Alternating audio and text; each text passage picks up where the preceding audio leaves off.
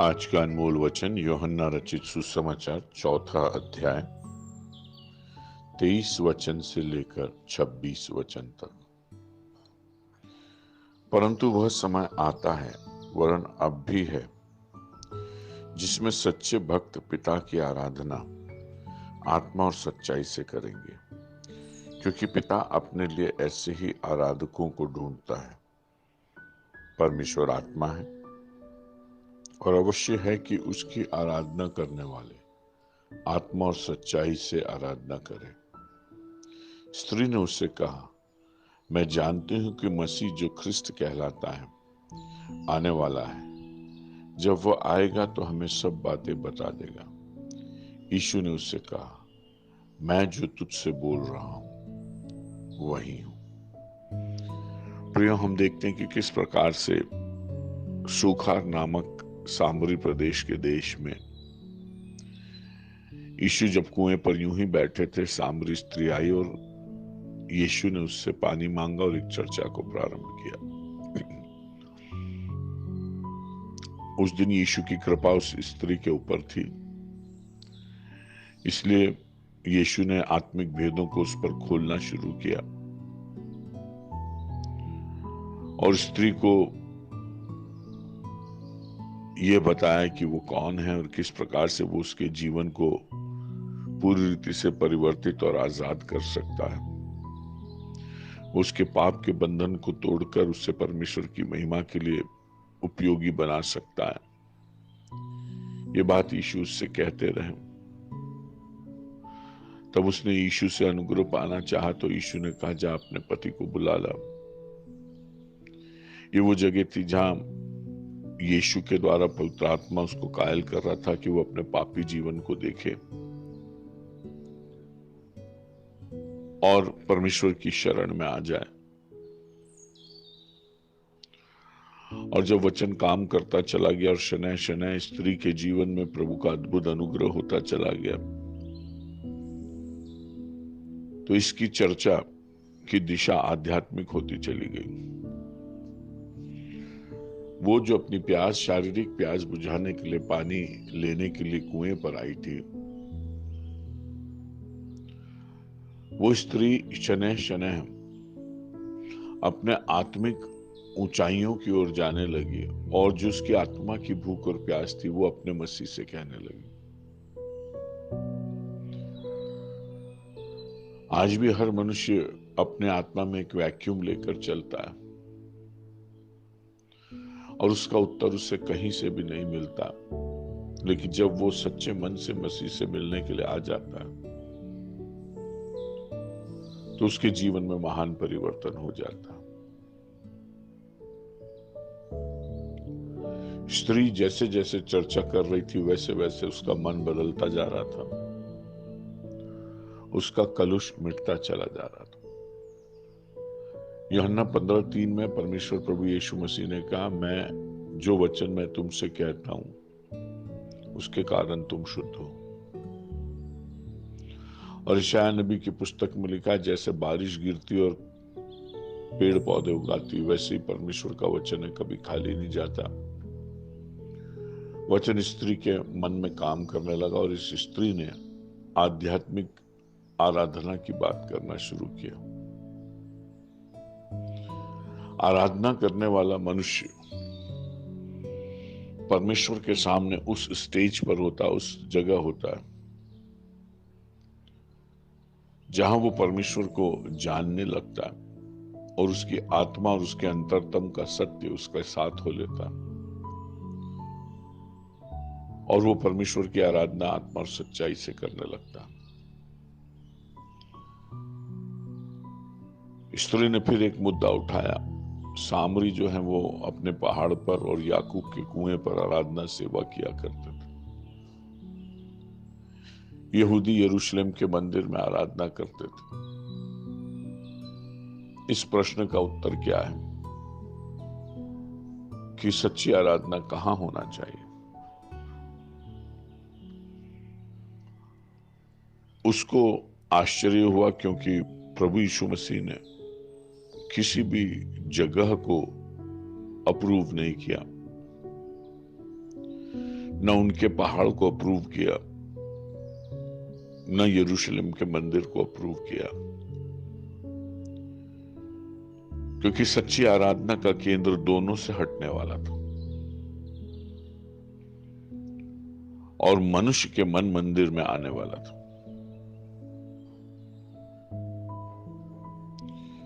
ये एक अद्भुत अनुग्रह था परमेश्वर का जो मनुष्य के ऊपर उतरने वाला था, जिसके द्वारा वो अपने शरीर में, अपनी देह में ही पवित्र आत्मा के मंदिर को स्थापित देखकर आत्मा और सच्चाई की आराधना तक पहुंच सकता था।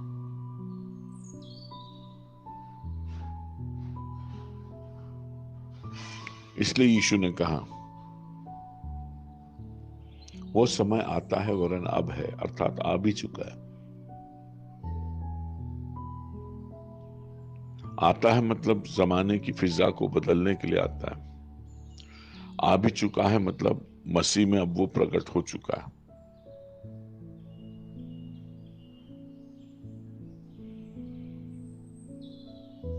इस समय में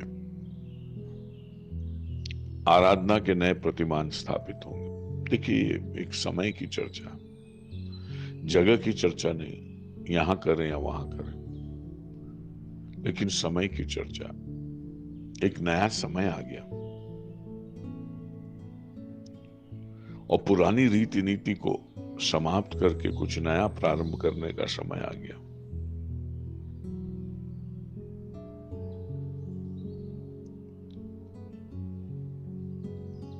और परमेश्वर ये कहता है कि भक्त जो हैं वो अपने पिता की आराधना आत्मा और सच्चाई से करेंगे।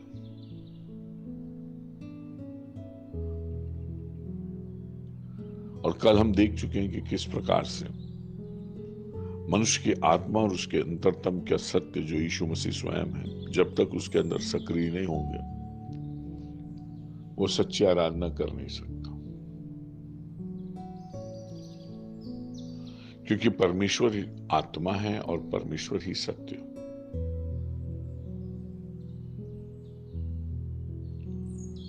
और जब तक परमेश्वर हमारे जीवन में ना आए तब तक ये वाली आराधना कोई मनुष्य कर नहीं सकता। विश्व भर में किसी भी प्रकार की आराधना में आत्मा और सच्चाई का वो पुट नहीं है जो मसीह के आने से मनुष्य को मिलता है।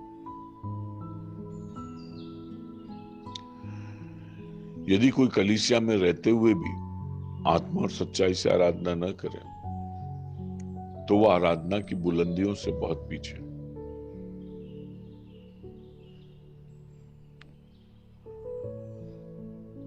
ये दोनों मत के लोग परमेश्वर की आराधना करना इस बात से सहमत थे,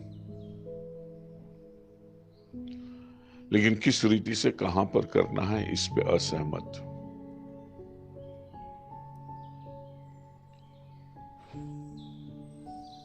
और ये असहमति के कारण से दोनों अपनी आराधना की ऊंचाइयों को प्राप्त नहीं कर पा रहे थे,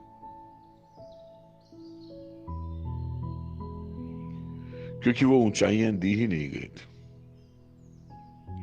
देखिए, ऊंचाई का उपलब्ध होना और उस तक नहीं पहुंच पाना एक बात है, लेकिन वो ऊंचाई प्रदान ही नहीं की गई थी, अभी तक वो थी ही नहीं।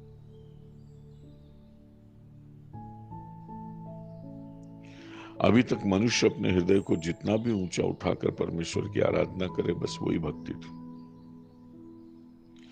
लेकिन अब वो क्रांतिकारी समय आ रहा था जब परमेश्वर मनुष्य के भीतर सक्रिय होकर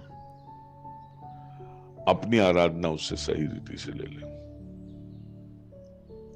पवित्र आत्मा परमेश्वर स्वयं हमारे भीतर बसकर अपनी आराधना अपनी रीति से हमसे ले ले, वो समय आ गया था। यीशु एक महत्वपूर्ण बात कहते हैं और वो ये है कि परमेश्वर ऐसे आराधना करने वालों को ढूंढता।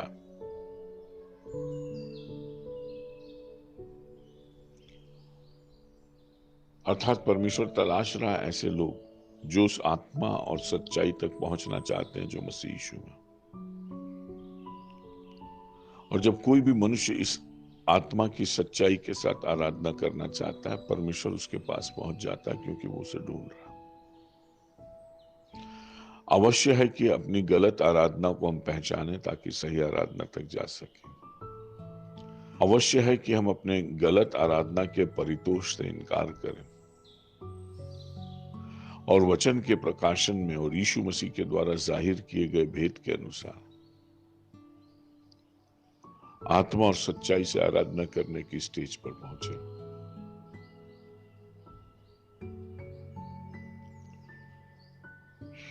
क्योंकि परमेश्वर ऐसे लोगों से प्रसन्न होता है, वो ऐसे आराधकों को ढूंढता है। फिर यीशु एक भेद प्रकट करते हैं, परमेश्वर आत्मा है और अवश्य है कि उसकी आराधना करने वाले आत्मा और सच्चाई से आराधना करें। अगर परमेश्वर आत्मा है तो आत्मिक आराधना आवश्यक है। अगर देह में आराधना है और आत्मा में नहीं है तो आत्मिक परमेश्वर को हम टच नहीं कर सकते। शरीर के भाव को छोड़कर आत्मा के भाव में आना जरूरी है अगर वाकई सच्ची आराधना करना है तो। पौलुस कहते हैं, मैं आत्मा से भी गाऊंगा और बुद्धि से भी गाऊंगा, अर्थात मेरी आत्मा गाएगी और मेरा शरीर उससे सहमत होगा। आराधना आत्मा से बिगिन होगी और मेरा सोच, मेरी बुद्धि, मेरी युक्ति सब उसमें हां भरेगी, उसके साथ सहमत होगी। सो आराधना का मूल आत्मा है, शरीर नहीं है। आराधना का मूल आत्मा का भाव है, शरीर का स्वर नहीं है। आप बहुत ही सुरीली रीति से आराधना कर सकते हैं, लेकिन अगर आत्मा संलग्न नहीं तो वो आराधना नहीं। और आज सारी मानवता इस सच्चाई तक पहुंचने की कोशिश कर रही है। वो जानती है कि उसकी आराधना में बहुत उन्नति की आवश्यकता है। धन्य वे जो मसीह के चरणों में आते हैं, क्योंकि वे अपने आराध्य को उसकी इच्छा के अनुरूप आराधना सौंप सकते हो। प्रभु का ये वक्तव्य मेरे और आपके लिए बहुत ज्यादा महत्वपूर्ण है। सोचिए, अगर खुदा ये बोल देता कि यरूशलेम में ही सच्ची आराधना होती तो विश्व भर के मसीहियों को यरूशलेम जाना पड़ता। लेकिन परमेश्वर ने हम सबके हृदय में अपना अपना यरूशलेम बना दिया और भक्ति को और परमेश्वर की सेवा को इतना सुलभ कर दिया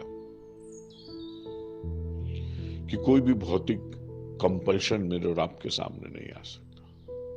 अपनी आत्मा में प्रभु को पाइए और पूरी रीति से स्वतंत्र हो जाइए। स्थलों का, तीर्थों का कोई महत्व नहीं रहा। ये खाना, वो खाना, ये नहीं खाना, इसका कोई महत्व नहीं रहा। शरीर के चिन्हों और शरीर के हाव भावों का कोई महत्व नहीं रहा। शरीर तो केवल सहमति देता है,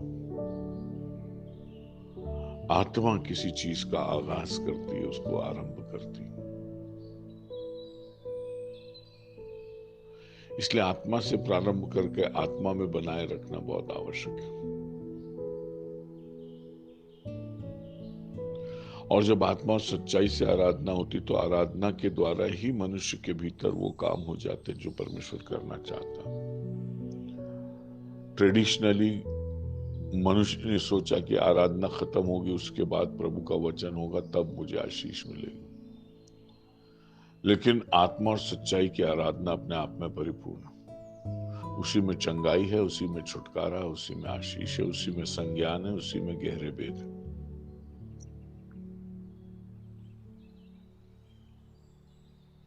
क्योंकि आत्मा और सच्चाई की आराधना भक्ति की पराकाष्ठा। आज बहुत सारे लोग वचन और संगति तक तो पहुंच रहे हैं, लेकिन आराधना तक नहीं पहुंच रहे।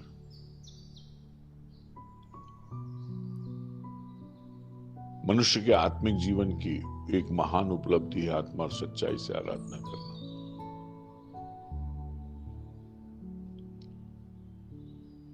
और आराधना आत्मा में प्रस्फुटित हो और आपका शरीर और आपकी देह और आसपास की भौतिक संसार आपकी भक्ति को देखे। वो भक्ति की पराकाष्ठा है जिसमें परमेश्वर मुझे और आपको लेके जाना चाहता है। जब ये बात हुई तो स्त्री ने यीशु से कहा, मैं जानती हूं कि मसीह जो ख्रिस्त कहलाता है आने वाला है, जब वो आएगा तो हमें सब बातें बता देगा। देखिए, मूसा की तौरात इनकी अलग थी, व्यवस्था अलग थी, आराधना के स्थल अलग थे, लेकिन वचन का प्रकाशन वही था जो यहूदियों पर था। जब सच्चा परमेश्वर नहीं होता है तो सत्य के साधन तो होते हैं, लेकिन असत्य विराजमान रहता। मूसा की किताबें दोनों के पास थी, दोनों मसीह के आने का इंतजार कर रहे थे, और दोनों जानते थे कि सारे विवाद जो मिटेंगे वो मसीह में मिटेंगे, और दोनों मत के लोग ये जानते थे कि वास्तविक उत्तर जो है वो क्रिस्टस में है, जो आने वाला है वो महान होगा। सो मसीह के आने की आशा सामरियों में भी थी और यहूदियों में भी थी, और वे जानते थे कि वो उनके जीवन में यहूदियों को, इस्राएलियों को छुड़ाएगा, उन्हें स्वतंत्रता देगा और उनका राजा होकर उनके बीच में रहेगा। एक अपेक्षा सभी में थी, सभी गलत धरातल पर खड़े थे, लेकिन अपेक्षा सही बात की थी। और आज भी मेरे और आपके लिए ये महत्वपूर्ण है कि परमेश्वर के वचन से हम सही धरातल पर खड़े हों और सही भूख और प्यास लेकर परमेश्वर के पास जाएं, ताकि सारे रुकावटें मिटा दी जाए। आज कलीसियाओं में और मसीही जगत में हम बहुत सारे बंधन देखते हैं, और वचन के अर्थ को अलग अलग रीति से लगाना, अलग अलग आराधना विधि, एक दूसरे के साथ नहीं चल पाना, अपने आप को अधिक धर्मी समझना, और तरह तरह के फिरके निकालकर परमेश्वर के वचन से अलग होकर अपनी धार्मिकता को स्थापित करने का प्रयास करना मसीह जगत का आज शगल है। लेकिन जहां मसीह होता है वहां कंफ्यूजन नहीं होता, जहां मसीह स्वयं होता है वहां सत्य होता है, और जहां मसीह होता है वहां सब कुछ नया होता है। इसलिए वचन कहता है, अंत के दिनों में मैं सब कुछ नया करूंगा, एक ही झुंड होगा और एक ही चरवाहा होगा। आत्मा और सच्चाई की आराधना अंत के युग की सबसे बड़ी पहचान होगी। जब अनेक लोग ठोकर खाएंगे और परमेश्वर के वचन को हाथ में लिए हुए भटकेंगे, ऐसे समय में एक बहुत बड़ा तबका वो होगा जो आत्मा और सच्चाई से खुदा की आराधना करेगा, क्योंकि ख्रिस्त उन्हें मिल चुका होगा। जैसे जैसे दुनिया में पाप और भटकाव बढ़ता चला जाता, वैसे वैसे अनुग्रह भी बढ़ता जाता, वैसे वैसे इस दुनिया में आराधना बढ़ रही है। अगर आप देखेंगे पिछले वर्षों में, तो एक चीज का कलीसिया में उत्तरोत्तर विकास हो रहा है, और वो है आराधना। हर एक कलीसिया आराधना के महत्व को समझते हुए उसकी ओर बढ़ रही, और कोई दो मत नहीं है कि अनेक लोग आत्मा और सच्चाई से आराधना करने के लिए परमेश्वर के सम्मुख आशीषित हो रहे हैं। ये सोच का विषय नहीं है, ये व्यवहार का विषय है। और आज हमें और आपको सिर्फ सोचना नहीं है वचन को सुनकर, लेकिन प्रभु से मांगना है कि आत्मा और सच्चाई से होने वाली ये आराधना मेरे जीवन में आ जाए, और जो आपने सामरी स्त्री से कहा वो मेरे जीवन में पूरा हो। वचन को जीवित बनाकर मेरे और आपके जीवन में उतार लेना, ये मेरा और आपका कर्तव्य है। मैं और आप दुआ करें जो आपने सामरी स्त्री से कहा था, वो आराधना मेरे अंदर प्रभु आप उड़ेल दीजिए, क्योंकि यीशु ने उस स्त्री से कहा, जिस क्रिस्टस का तुम इंतजार कर रहे हो, मैं जो तुमसे बातें कर रहा हूं मैं वही हूं। ये एक बहुत बड़ा वक्तव्य था। स्त्री अपनी आत्मा में जान रही थी कि ये वाकई ये क्रिस्टस है, लेकिन गांव में जाकर लोगों से बोला, उसने मुझे सब कुछ बता दिया, देखो कहीं ये ख्रिस्त तो नहीं। इतना बड़ा संदेश था। पीढ़ियों से लोग मसीह का इंतजार कर रहे थे, और मसीह आज इस स्त्री को मिल गया।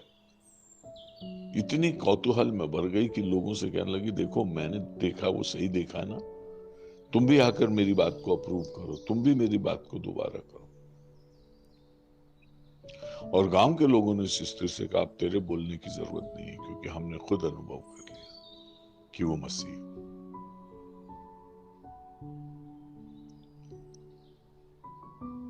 परमेश्वर पुत्र इस दुनिया में इसलिए आया कि हम उसे हासिल करके आराधना की ऊंचाइयों तक पहुंचते हुए उसकी सेवा करें।